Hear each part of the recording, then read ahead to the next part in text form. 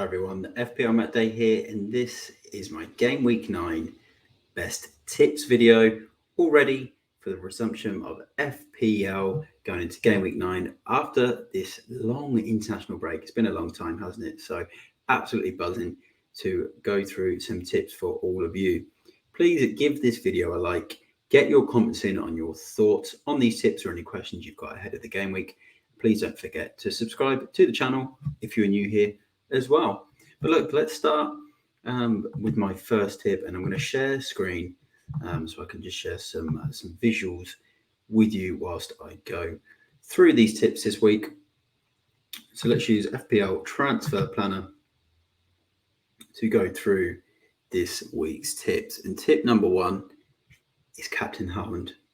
For me, the best captain this week, 88.1% owned. His ownership, would you believe, has gone down based on his recent performance, but he's still got an expected point of 7.5 at home to Brighton. And, you know, Brighton, they have been conceding goals, have been leaking goals of late.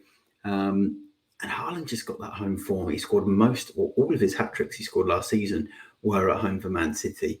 And for me, he remains the best option as well. A couple of extra hours for City as well. 3 o'clock kickoff, which is a bit more comfortable than that Liverpool early kickoff in a derby game as well. So tip number 1 is Captain Haaland if you own him, based on his home form, Man City's home form, and that leaky Brighton defence. My second tip comes in the form of some additional captain options. So as you can see here, Kieran Trippier, home to Crystal Palace, 5.3 expected points. It could be higher than that if Newcastle keep the clean sheet. He could get another double-digit score, which he's now done over the last month. So for me, he's a great curveball captain if you want to try someone else outside of Haaland.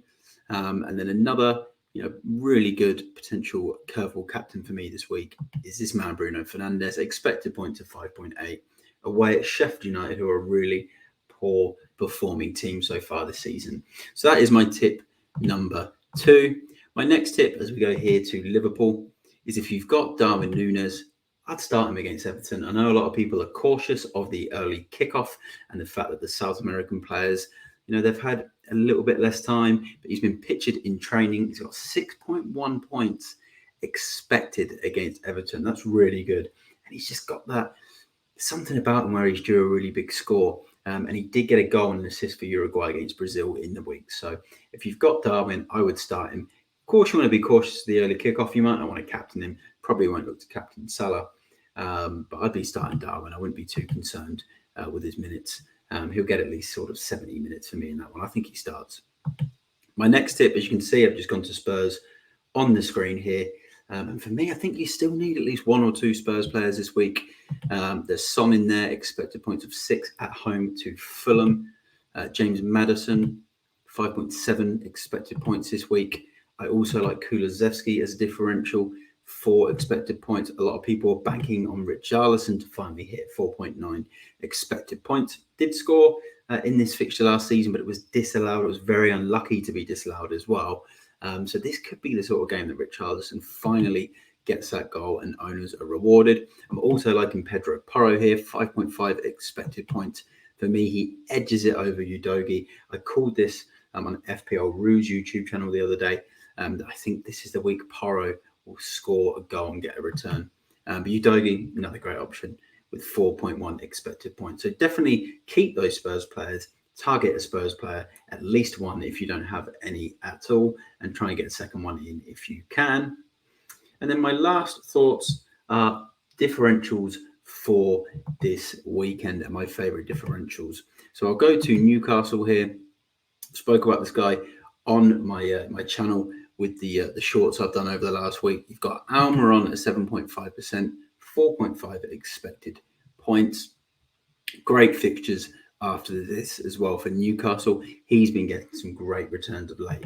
And then staying on the Newcastle theme, only 4.2% owned, 5 expected points at home to Palace. It's Callum Wilson. Isaac has a potential injury knock. So for me, Wilson is a great pick. And we've seen him get huge scores in these types of fixtures before. Doubles, hat-tricks, that type of of score. So yeah, big pick. I think if I was on a wild card, I'd put Wilson in this week, have him for that fixture, and then have the money to potentially swap him for someone like Darwin in other weeks. I think game week 10 when Liverpool play Luton, but really liking Callum Wilson this week. And then my last differential is Manchester United's Højlund at 6.6%. 4.3 expected points, doesn't look great. But Sheffield United away, then followed by a tricky tie against Man City, but then you've got Fulham, Luton and Everton. United have to turn around their form, obviously scoring 2 late goals against Brentford in the previous game week. And this guy, or this kid, is going to be absolutely crucial to Man United's chances of scoring goals over this run of games. So for me, he's my next really exciting differential under 10% owned for this game week. But there we have it. That is my favorite tips. 5 tips this week is what I did. 5 tips for all of you this week. Let me know what you think in the comments. Subscribe to the channel if you're new here, and be sure to give this video a like as well. I'll be back before deadline with a live deadline stream and some shorts as per usual. And I will see you all in the next one. I'm FPL Matt Day. Bye for now.